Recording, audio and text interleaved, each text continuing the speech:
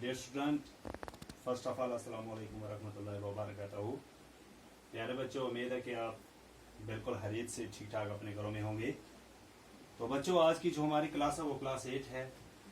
आज हम 8 क्लास की किताब इंग्लिश की एक पोइम जो दी ब्रोक है, रिटन बाय अल्फ्रेड टेनिसन ने लिखी है। यानी कि दी ब्रोक जो पोइम है वो अल्फ्रेड टेनिसन ने लिखी है, T1 में से है। इस पोइम के अंदर शायर ये बताना चाहते हैं कि जब पानी बहता है तो उसकी आवाज बहुत ज्यादा अच्छी लगती है।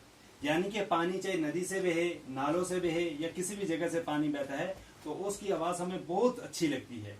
तो वही पानी जब किसी जंगल से गुजरता है या किसी मैदान से गुजरता है तो और ज्यादा दिलकश और ज्यादा मीठा बन जाता है।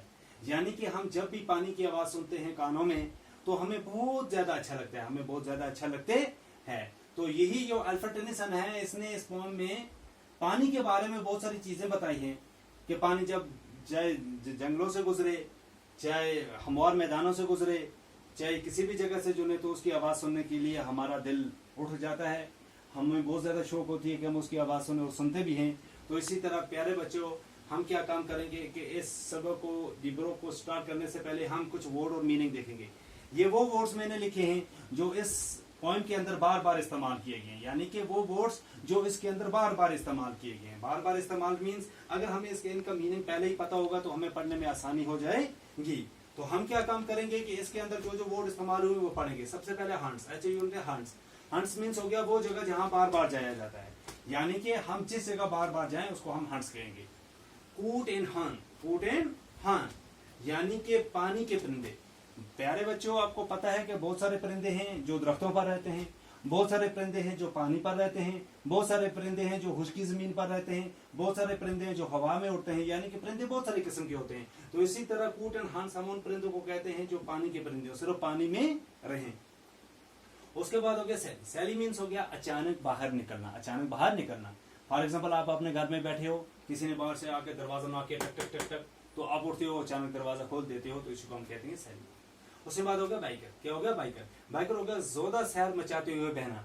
जब कभी पानी बारिश की वजह से या मौसम खराब होने की वजह से पानी का बहाव ज्यादा हो जाता है तो उसका ज्यादा शोर होता है, उसके बाद हो गया राइट्स, डलहान टीले। डलहान टीले मीन्स हो गया थोड़ी सी प्लेन जगह फिर ऊंची वाली जगह, थोड़ी सी प्लेन जगह फिर ऊंची जगह, थोड़ी सी प्लेन जगह फिर ऐसी जगह। उसके बाद होगा थोप। थोप मीन्स हो गया एक तरह का गांव, यानी कि ये गांव का नाम है।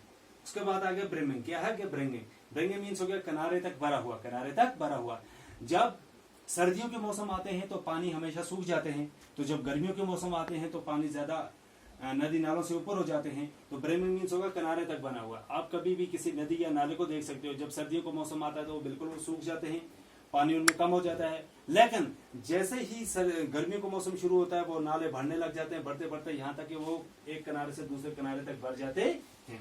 उसके बाद होगा चैटर। चैटर मीन्स होगा बक करना। क्या करना? बक करना। जैसे आपने देखा डक बतख पक पक पक पक ऐसे करती है। उसके बाद होगा टेरिबल्स। क्या होगा? टेरिबल्स, ऊंची आवाज में, यानी कि वो आवाज जो ज्यादा ऊंची आवाज से साथ बोली जाए। उसके बाद एडिंग। एडिंग मीन्स हो गया पानी के घुमाव के साथ बहना। यानी कि अगर आप किश्ती में बैठे हो तो जिस तरफ पानी जा रहा है उसी तरफ आपकी नाव भी जाएगी। उसके बाद हो गया बैबल्स। बैबल्स हो गया चहकना। क्या हो गया? चहकना। उसके बाद हो गया फ्लिट। फ्लिट मीन्स हो गया तिल मिलाना, उठ जाना। यानी कि जो काम इंसान जल्दी में करे उसको हम कहते हैं तिल मिलाना। उसके बाद हो गया फॉलो। क्या हो गया? फॉलो हो गया बेकास्ट जमीन, वो जमीन जो बंजर हो, जिस जमीन के अंदर कुछ भी पैदा ना हो। उसके बाद होगा मैलो मीन्स हो गया गुल है। क्या हो गया? गुल है। उसके बाद हो गया लेस्टिट्रॉट। लेस्टिट्रॉट हो गया ताजा पानी वाली मछली। तो बच्चों, आप क्या काम करोगे? आप ये जो पूरे वर्ड्स मैंने दिखाए हैं इनको आप अपनी नोटबुक पर लिखोगे। किस पर लिखोगे? नोटबुक। ये 1 से लेकर 15 तक है। अगर इन आप बोर्डों को गौर से देखोगे, अगर इन बोर्डों को आप गौर से पढ़ोगे तो आपको ये पोएम पढ़ने में भी और समझने में भी और इसको बाद में एग्जाम में लिखने के लिए भी और अपनी जिंदगी को आगे बढ़ाने के लिए ये हर जगह आपको वर्ड्स काम आएंगे। तो इसलिए आप क्या काम करेंगे? इनको उठाकर अपनी नोटबुक पर लिखेंगे। नोटबुक पर लिखने के बाद आप इसको रिवीजन करना और कल हम इसका दूसरा टॉपिक शुरू करेंगे। ठीक है बच्चों?